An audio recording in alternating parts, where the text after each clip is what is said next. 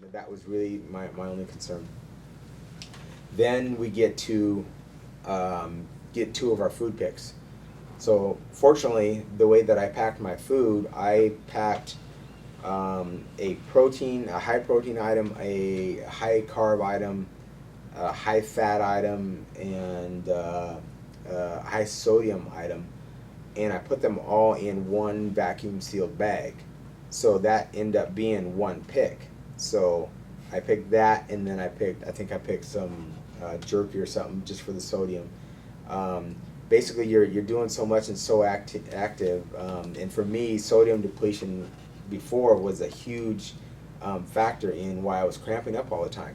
I'd been getting plenty of potassium in, but I didn't have enough sodium in me to keep from cramping up all the time. And when I just discovered that, then I concentrated more on getting sodium, either foods with sodium in them or sodium tabs, or I think Donna gave me some sodium tabs that I brought. Wasn't able to use because I took everything, but that was a key factor. So you want to make sure that your food picks and your choices are things that are gonna sustain you and kind of support that. Was that the first time you got food? Yeah. After 24 hours? Yeah, 20. Yeah, we were right at. Cadre Burt was who did mine, and he asked me if I knew what time it was, and I kind of had a rough guess. It was mid to late afternoon, so I think I said 4:30 or 5, and he said, "Yeah, you guys are you're at the halfway point. It's 1800." So yeah, so then we got food. So then they said, okay, you guys can eat, kind of take care of your feet and stuff, and then we have to go. I don't know where they went, but they said we'll be back shortly. You guys can take this time to rest.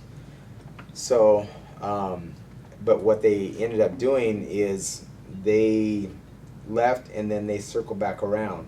Well, when they circled back around, they saw that 09 was over by the fire. They had a fire built for them, and they saw that 09 was over there by the fire. So when you saw the guy laying down in the river, that was 09, and after the fire incident, he had to go down to the river every 2 hours and basically lay in the river for like a minute. Again, easy rules to follow. They make it very plain and simple. Just do what they tell you to do. Don't worry about what they say. Just do what they tell you to do. He chose not to, and so he got extra attention. He got more extra attention later on as well too. But again, my goal was to not be in. They not even know 04 was there, and I pretty much was able to sustain that for the most part. Rest of the while, I don't know how long. I mean, it could have been, it felt like a day. Just minutes resting felt like a day. I know that it wasn't very long, but just any relaxation time or any rest was just felt so good to be able to do. You're cold. I had 2 emergency blankets, so I laid one down and I wrapped up in the other one. So even though I was able to rest, you're still kind of fighting being, warming up and fighting the cold. But still, it was a time where I didn't have a ruck on. I wasn't in the river. I wasn't carrying a log, and so it felt good. They came back, went and did whatever they did. Came back and said, "Okay, get ready for a run." So we load up in the truck. Takes down this road, do the run, and this run, wasn't too bad. Like I said, the run one prior was my toughest run. No, I'm sorry. Let me back up. They said get ready for a ruck. We had, and this ruck was my hardest one. They took us out to this road, and it was essentially all uphill. And when we started out, there was the 3 of us, and Cadre Joel actually came with us, and he was basically walking behind us. Well, they told us that you can't be more than a football field behind the person in front of you. So I think 007 went first, 09 went second, and I was last. It actually ended up being a crucial element, not me being last again, but it actually ended up working in my favor. I'd be walking along, and I'd kind of close the gap between 09 and myself, and so I'd just stop and wait, a minute or so, and then increase it, and then I'd start walking. Again, I'd decrease the gap, and I'd stop, stand there for a little bit, and then start walking. So Cadre Joel saw that I was doing this, and I think he may have called Cadre Bird or something, but pretty soon he comes up to me and says, "Hey, if you can pass them, go ahead, and then we'll let the other guy know too that if it's okay to pass." So I start walking on, and I end up passing 009, shortly thereafter. He only brought one pair of, basically the boots that he was wearing are the only ones that he had. He didn't change when we ran. He didn't change at any time, so they got wet. They were always wet. So I think that really played havoc on his feet. So again, preparation, key. So he was walking, considerably slower. So I passed him. We go, and again, this is all uphill. One thing that I really thought was, man, they really worked in order to find such a place, that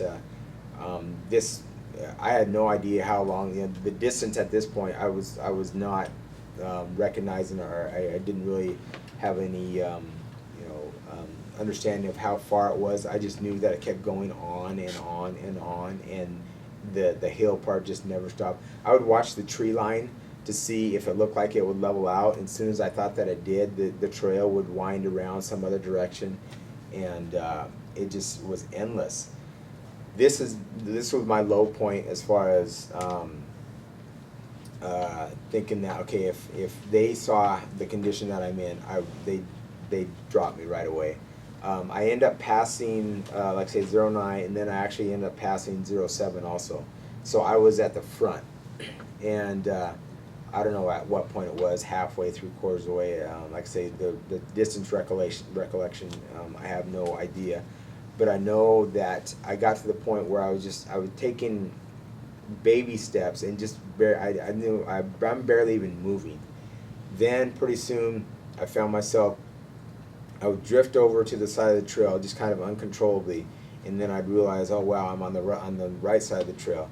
And then I would almost kind of lose my balance, kind of like I was staggering from being intoxicated or something, and I would almost go off to the left side of the trail.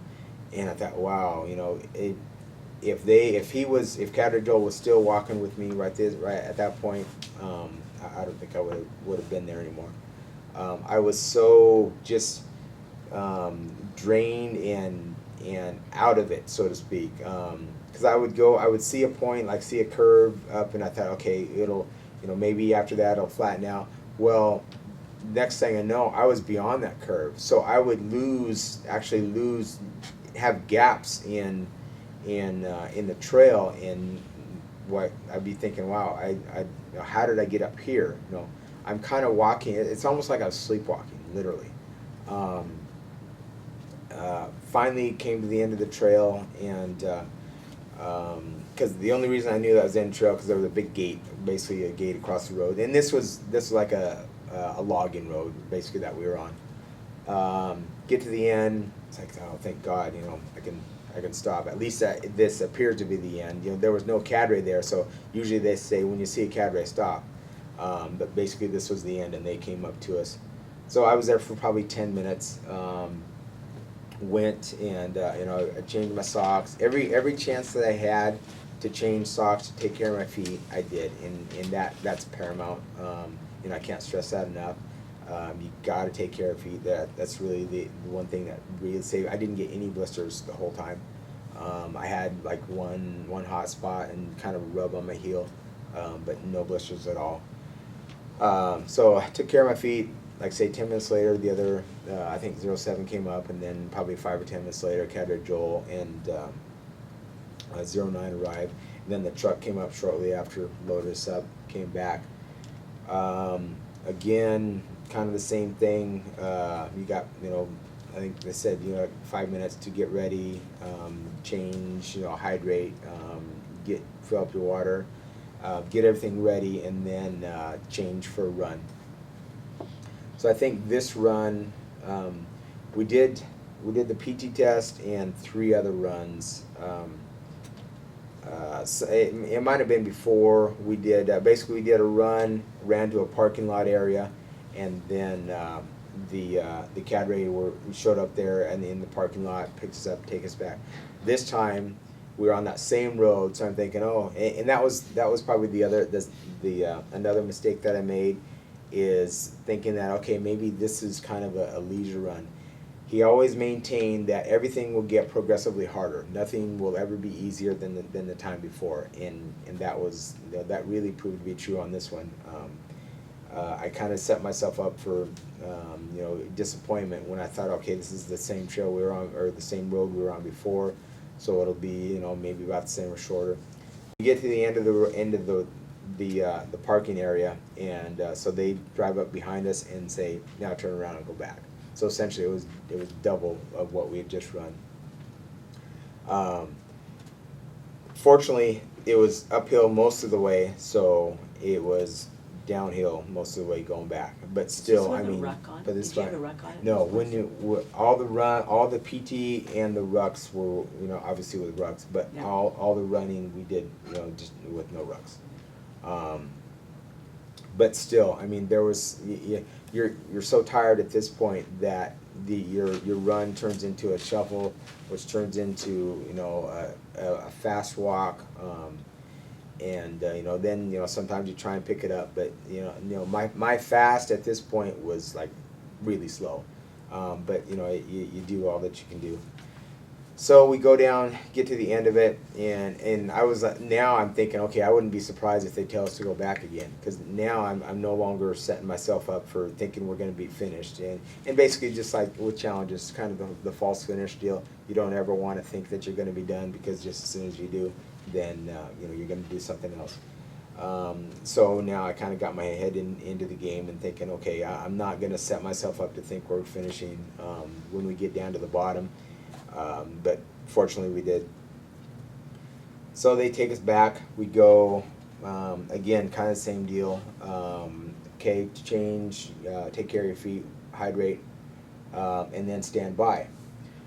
So, and that was the only thing that changed, is they didn't give us, they didn't tell us what we were going to be doing next, just told us to basically be ready.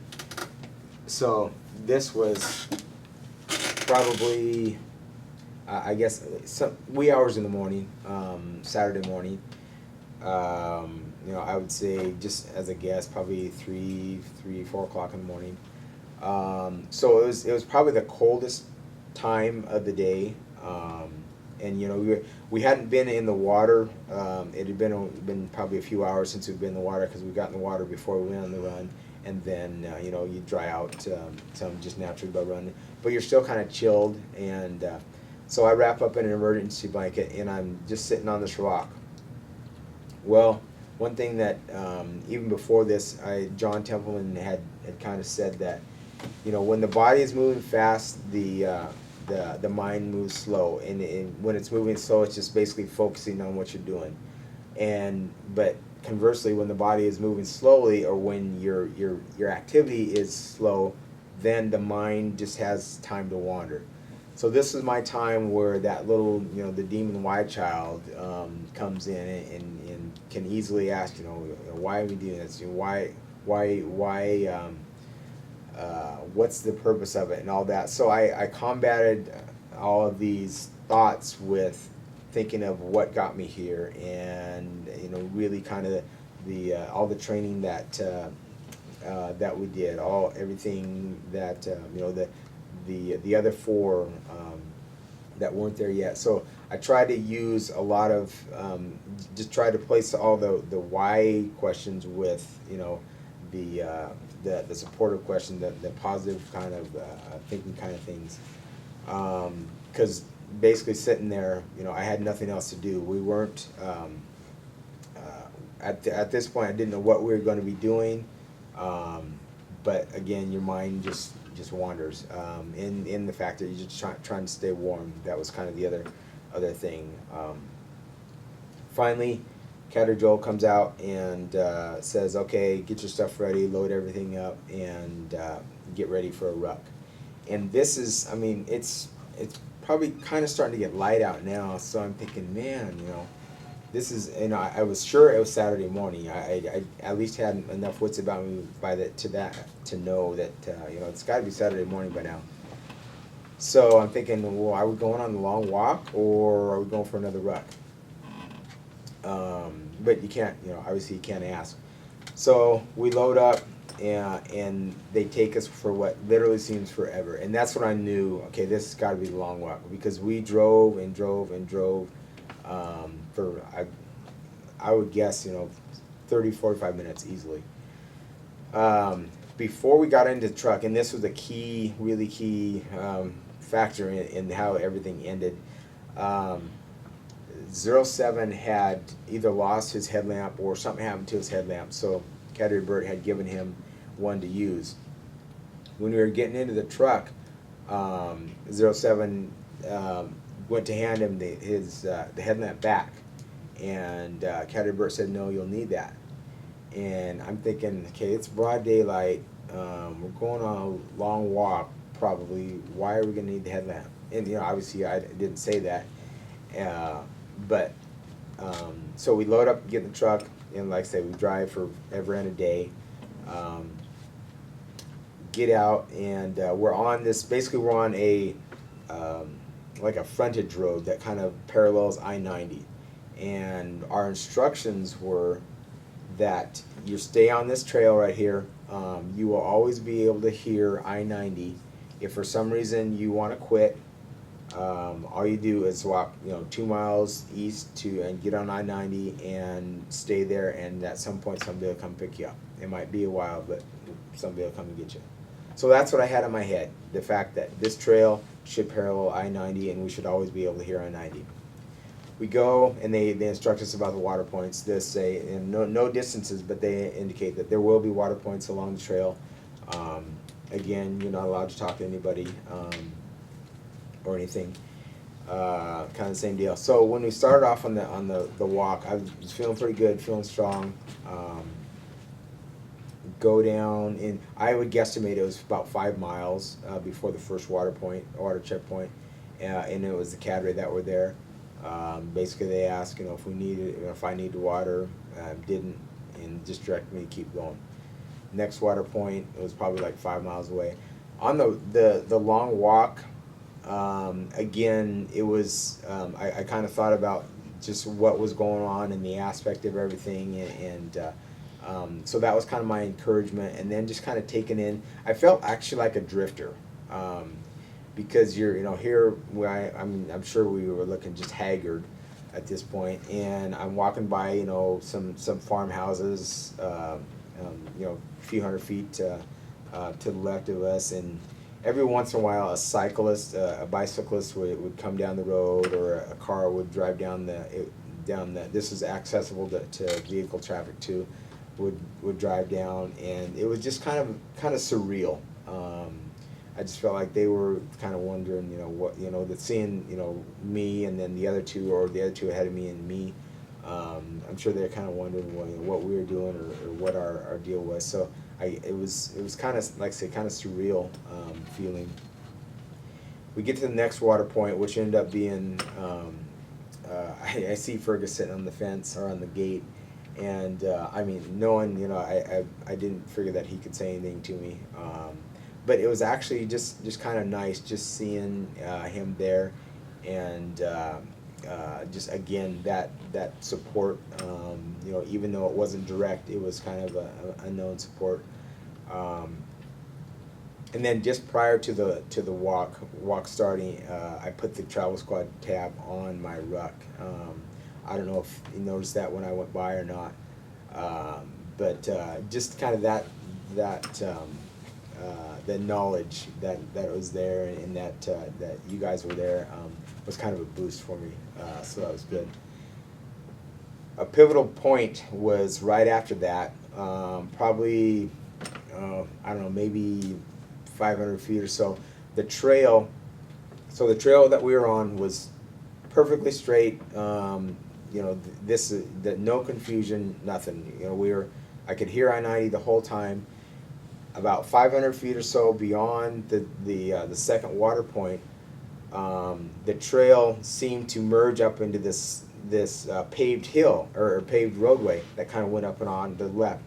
So I'm thinking to myself, well, this is kind of odd that it goes on, you know, it connects and continues onto a roadway. And then I see a sign that says, it's got the swervy lines, and it says 3 miles. And I'm thinking, oh, okay, at least I know the distance from here to the end of this, and you know, I can go 3 miles up this hill. So I actually start going up this paved hill. And then I get to thinking that, you know, his instructions are really going against what this road, you know, going on this path or this route is telling me. So I think this can't be right. So I turn around, and just as I'm turning around, 07's kind of coming up, and he's starting up the back of this hill that I'm on. And so he kind of looks off to his right, and obviously notices that the trail that we were originally on continues down off to the right a little ways. So he comes back down the hill and starts on the trail. So I walk back down the paved portion, and I was I don't know, 500 feet up the start of this curvy hill. So it took me a little bit to get back down to where the trail continued. And then by that time, 09 had caught up to us, and he was walking. So we were all kind of together. Just shortly after this trail, you know, continued across the roadway, there was a little kind of like a driveway, almost, that kind of went up in an incline, and so I couldn't see the top, you know, anything over the ledge, but I could see that there was a little road that went off to the right. I really didn't think anything of it at the time, and then the further we started walking down the trail, that, man, you know, this is kind of drifting away from I-90. I wonder if we were supposed to be on that, take that little cutoff trail. So we end up walking probably 2 or 3 miles, and then I really got to thinking we're on the wrong trail, because it continually kind of went